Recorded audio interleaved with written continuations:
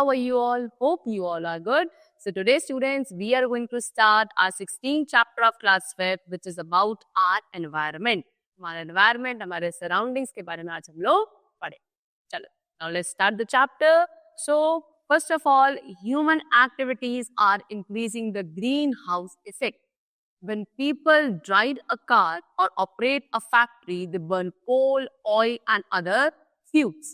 देखो, हमें पता है आज के टाइम पे जो हमारी एक्टिविटीज है ना, जितना हम मॉडर्नाइजेशन की तरफ, टेक्नोलॉजी अपग्रेडेशन की तरफ बढ़ रहे हैं, उतनी हमारी एक्टिविटीज एडवर्स होती जा रही है हमारे एनवायरनमेंट पे. कैसे हम लोग कितने केमिकल्स या इतने इम्प्योरिटीज प्रोड्यूस कर रहे हैं जो हमारे एनवायरनमेंट को नेगेटिवली इफेक्ट कर रही है. जैसे कि आपको बोला है when people drive a car, है ना, हम लोग कार जब चला रहे हैं तो क्या हो रहा है, वो आपको जितना भी पोल्यूशन, जितना भी स्मोक कार कितनी निकल रहा है, that is polluting the air. उसके अलावा when we operate a factory, factory को जब हम ऑपरेट करते हैं तो वहां भी आप फ्यूज बर्न कर रहे हो, जैसे कि कोल वगैरह, है ना, वो फ्यूज क्या कर रहे हैं, वो भी आपका स्मोक प्रोड्यूस कर रहे हैं विच इज पॉइजनस. तो इस तरीके से हम लोग क्या कर रहे हैं, इस तरीके से हम लोग अपने एनवायरनमेंट में पोल्यूशन क्रिएट कर रहे हैं, है ना. This adds extra greenhouse gases to the air and the extra gases trap more heat. तो ये जितने भी तरीके के फ्यूल्स हम लोग बर्न कर रहे हैं, जैसे कि अगर हम अब कार ड्राइव कर रहे हैं उसमें हम फ्यूल बर्न कर रहे हैं, पेट्रोलियम, कोल फैक्ट्रीज में यूज हो रहा है, इंडस्ट्रीज में यूज हो रहा है, वहां पे जब फ्यूल बर्न हो रहा है तो इस तरीके से क्या ज्यादा से ज्यादा ग्रीन हाउसेस गैसेस प्रोड्यूस हो रही है फ्यूल्स के बर्न होने से. और ये ग्रीन हाउस गैसेस करती क्या है बच्चों, ये ग्रीन हाउस गैसेस आपकी हीट को, जो सनलाइट हीट प्रोड्यूस करके देता है, उस हीट को ज्यादा ट्रैप कर रही है ऑन दी अर्थ सरफेस, यानी कि उसको बाहर नहीं जाने दे रही है. एक तरीके से उन्होंने क्या बना लिया है, जाल बना लिया है ग्रीन हाउस गैसेस ने, जो अर्थ की हीट आ जाती है वो अंदर ट्रैप हो जाके बाहर वापस नहीं जा पा रही है. And this has led to global warming. और ये जो हीट अंदर ट्रैप हो जाती है हमारे अर्थ सरफेस में, इसकी वजह से होती है ग्लोबल वार्मिंग. सुना है ना, तो उसको डिटेल में पढ़ेंगे. Global warming is a steady rise in the average temperature of the earth surface. अब ये ग्लोबल वार्मिंग की वजह से होता क्या है, ग्लोबल वार्मिंग का मतलब है जब अर्थ सरफेस का टेम्परेचर डे बाय डे एक बड़े अलार्मिंग रेट पे बढ़ता ही जा रहा है. आप खुद फील करो इस टाइम पे हमारा टेम्परेचर ऑन द अर्थ किस तरीके से बढ़ रहा है. गर्मियों में सरवाइव करना बहुत ही मुश्किल हो रहा है. हर 10 साल आपका टेम्परेचर बढ़ता जा रहा है. वो सब ग्लोबल वार्मिंग की वजह से हो रहा है. ग्लोबल वार्मिंग कब होती है, जब ग्रीन हाउस गैसेस ज्यादा प्रोड्यूस हो रही है. वो आपको क्या करती है, आपकी हीट को ट्रैप कर लेती है अंदर ही. सनलाइट की थ्रू जो हीट आ रही है उसे ट्रैप कर लेती है. देखो आना ठीक है, जाना भी तो चाहिए. अब जाने के लिए नहीं जा पा रही है ना, क्यों, क्योंकि ग्रीन हाउस गैसेस इसने उनको अंदर दबा के रखी है, जिससे क्या हो रहा है, अब वो हीट हमारे अर्थ के टेम्परेचर को बढ़ा है ना. इसको हम ग्लोबल वार्मिंग बोलते हैं. चलो देखो, you have told us global warming के बारे में क्या बोला है, the warmer weather could harm living things. देखो जितना ज्यादा वेदर आपका गर्म होता है तो बहुत सारे ऐसे लिविंग बीइंग्स हैं जिनके लिए ये खतरनाक है. क्यों, क्योंकि वो इतना टेम्परेचर में सर्वाइव नहीं कर सकते. अब ह्यूमन बीइंग्स की बात करें तो ह्यूमन बीइंग्स का सर्वाइवल इतनी गर्मी में मुश्किल. Okay, it could also cause the polar ice caps to build. तो polar ice cap, polar region पे जो आइस की कैप्स है, यानी कि आपकी जो जितनी भी स्नो है, वो भी इतनी गर्मी की वजह से क्या हो रही है, मेल्ट हो रही है. Okay, and this would cause the sea levels to rise. अब वो जितना भी मेल्ट होके पानी आएगा वो वहां से सारा आपका फ्लो करके कहाँ आएगा, सी में आ जाएगा. सी ओशन जितने भी आपको वाटर बॉडीज है, अब वहां जाके क्या होगा, सी का जो वाटर लेवल है वो बढ़ जाएगा. अब उससे क्या होगा, वो वाटर लेवल बढ़ने से फिर वो हमारे लैंड सरफेस पे आ जाएगा. पानी सारा लैंड सरफेस पे आएगा. अब उससे आगे की नेचुरल कैलामिटीज होने के चांसेस हैं, सच एज आपके फ्लड्स वगैरह आने के चांसेस हैं.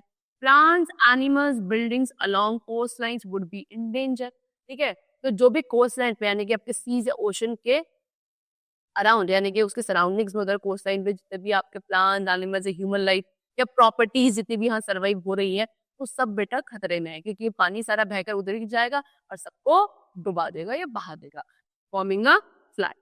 चलो, now they have given us use of 3 hours must in your daily life. तो हम क्या ये 3 hours को यूज करें अपनी डेली लाइफ, तो दैट हम लोग कुछ अपनी तरफ से एफर्ट्स ले सके. जैसे कि 3 hours में 3 hour है. देखो, number 1 hour is recycle.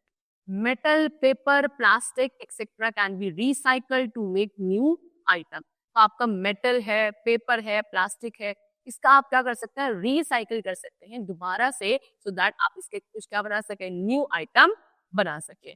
Next R is what, आपका reuse. Books clothes can be reused by a needy person.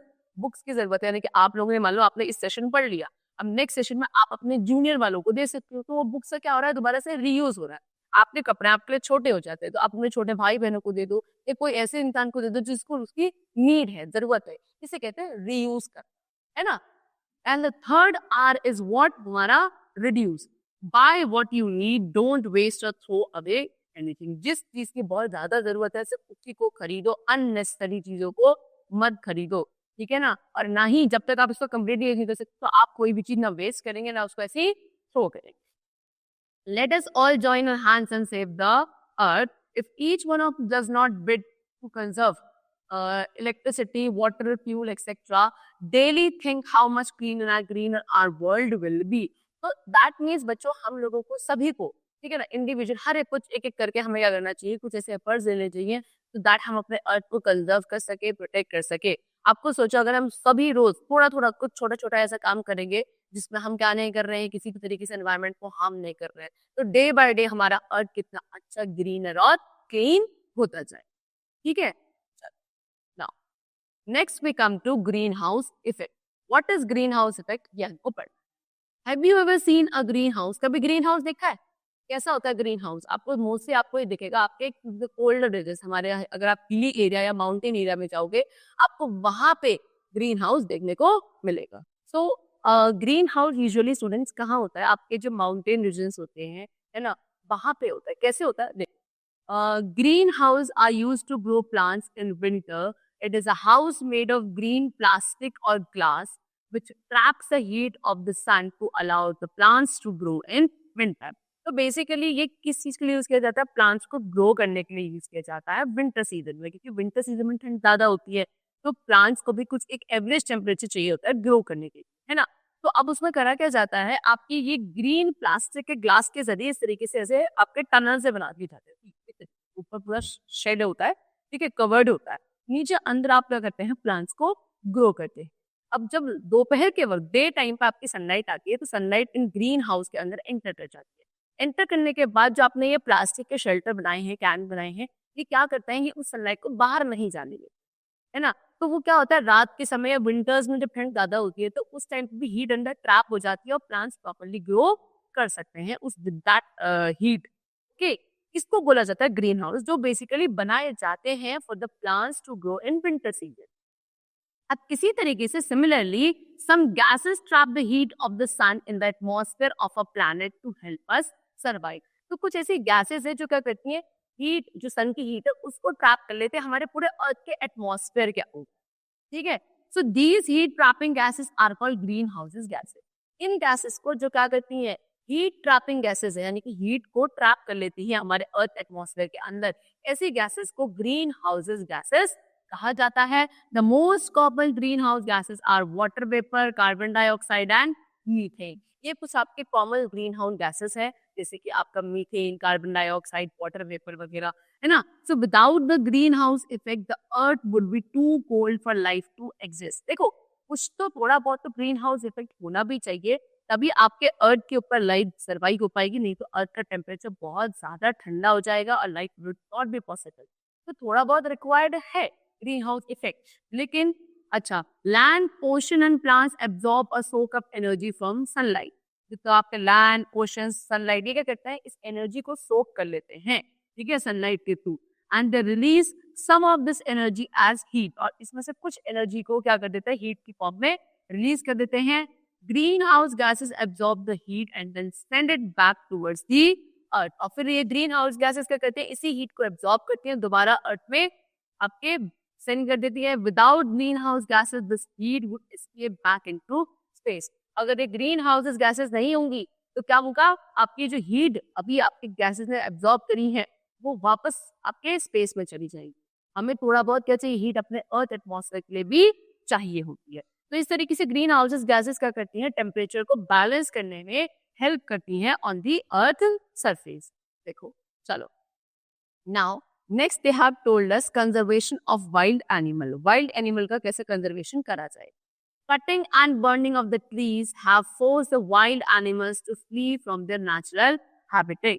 देखो हम जो ट्रीज इतने बुरी तरीके से काट रहे हैं अपने पर्पस के लिए, उससे क्या हो रहा है, जो हमारी नेचुरल वाइल्ड लाइफ है जो इन ट्रीज के ऊपर या इन नेचुरल शेल्टर्स में सर्वाइव करती है, उनके शेल्टर्स बच्चों खत्म होते जा रहे हैं. मेनी एनिमल्स आर डाइंग और being killed, some animals are being killed for their medicinal value. बहुत सारे एनिमल्स ऐसे ही मर जा रहे हैं, ठीक है, या फिर उनको मार दिया जा रहा है. काफी सारे ऐसे एनिमल्स हैं जिनको हम अपने पर्पस के लिए, ओन पर्पस के लिए यूज कर रहे हैं, उनको मार रहे हैं. कुछ उनकी मेडिसिनल वैल्यूज होती है, इसके लिए उनको मारा जा रहा है, ठीक है. Some animals are already extinct, कुछ तो ऐसे हैं जिनकी स्पीशीज ऑलरेडी बिल्कुल खत्म है, अब आपको नहीं मिलेगी. फॉर एन एग्जांपल आपका डायनासोर्स, ये एक ऐसे एनिमल्स है, ऐसी स्पीशीज है जो एक्सटिंक्ट हो चुकी है. एक्सटिंक्ट मतलब अब नहीं है ना. Some of them are considered endangered, कुछ ऐसे एनिमल्स है जो एंडेंजर्ड है, यानी कि उनकी स्पीशीज खत्म होने की अपने कगार पर है, यानी कि वो एकदम स्कोप हो गई है कि अब वो खत्म हो जाएंगी कुछ समय में, अगर इसी तरीके से हमारी एक्टिविटीज चलती रही.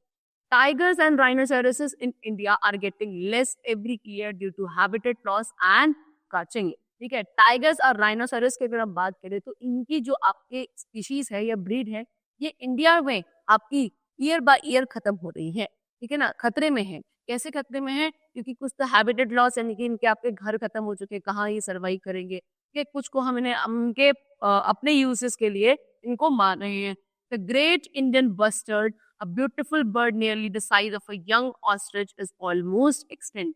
ग्रेट इंडियन बस्टर्ड, ये क्या है? ये एक तरीके की आपकी बर्ड है, ठीक है. Beautiful bird nearly the size of a young ostrich, जैसे आपका एक छोटा ऑस्ट्रिच का साइज होता है ना, इतना ही साइज इसका होता है. बहुत सुंदर ये बर्ड है. ये भी आपकी ऑलमोस्ट एक्सटिंक्ट है, यानी कि ये भी एकदम खत्म है, ना के बराबर ही हो चुकी है. अबाउट टू एक्सटिंक्ट है, बहुत ही कम मार्जिन बचा है इनके भी खत्म होने में. ठीक है, चलो ये देखो, ये आपका टाइगर है, ये आपके इंडेंजर स्पीशीज में है. राइनोसोरस आपके इंडेंजर्ड में है, और ये है आपकी ग्रेट इंडियन बस्टर्ड जो कि ऑलमोस्ट आपकी खत्म हो. ठीक है ना. Last is conservation of forest. ये फॉरेस्ट का कंजर्वेशन कैसे करा जाए? Deforestation is the major cause of the green house effect, as a fewer trees use carbon dioxide when they make their own food. देखो, सबसे बड़ा कॉज, सबसे बड़ा कारण जो ग्रीन हाउस इफेक्ट का हो रहा है हमारे अर्थ सरफेस पे, दैट इज डिफॉरेस्टेशन. डिफॉरेस्टेशन मतलब cutting the trees on a very large scale.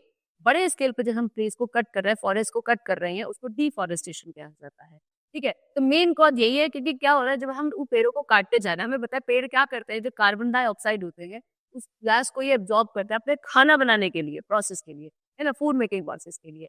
अब हमने ट्री कट कर दिए तो बताओ, थोड़ा बहुत कार्बन डाइऑक्साइड, थोड़ा नहीं काफी बड़े लेवल पे कार्बन डाइऑक्साइड तो ट्रीज आपके एब्जॉर्ब कर लेते थे, अब वो भी नहीं है एब्जॉर्ब करने के लिए. ठीक है, वो भी कम होते जा रहे हैं. तो carbon dioxide which is a kind of green house gas, तो उसका लेवल तो बढ़ता जाएगा, है ना. Then fewer trees mean that less carbon dioxide is being taken out of the atmosphere. वही है, कम ट्रीज का मतलब क्या है कि कम ही ऐसी कार्बन डाइऑक्साइड गैस है जो आपके एटमॉस्फेयर से बाहर जा पा रही है. More the trees, less would be the pollution. Less is the trees, more would be the pollution. जितने ज्यादा ट्रीज उतना कम पोल्यूशन, अगर कम ट्रीज तो ज्यादा पोल्यूशन. ठीक है. So forest also give shelter and protection to many animals. बहुत सारे ऐसे एनिमल्स हैं जिनको फॉरेस्ट का शेल्टर प्रोवाइड करते हैं. Due to deforestation some animals are dying as there is a decline in their prey and animals do not get enough to eat. क्योंकि deforestation हो रहा है, जंगल खत्म होते जा रहे हैं, तो बहुत सारे एनिमल्स हैं जो आपके वो भी डाई होते जा रहे हैं, मरते जा रहे हैं. क्यों? क्योंकि उनको प्रॉपर खाने को नहीं मिल रहा. खाने को कहाँ मिलता? जंगलों में मिलता. वहां कुछ शिकार करते. अब जब जंगल ही खत्म, तो उन सभी एनिमल्स इधर उधर जा चुके हैं, तो किसी भी एक एनिमल को अपने लिए कुछ खाने को नहीं मिल पा रहा है. Trees give us life giving oxygen, food and medicine. Trees हमको क्या, आपकी लाइफ गिविंग यानी कि ऑक्सीजन प्रोवाइड करते हैं, फूड प्रोवाइड करते हैं, मेडिसिन प्रोवाइड करते हैं. Planting and looking after trees is very essential. This is called afforestation. तो हम ज्यादा से ज्यादा ट्रीज लगाएं, उन्हें प्लांट कर केयर करें, ये बहुत ज्यादा जरूरी है, और इसको बोला जाता है एफॉरेस्टेशन.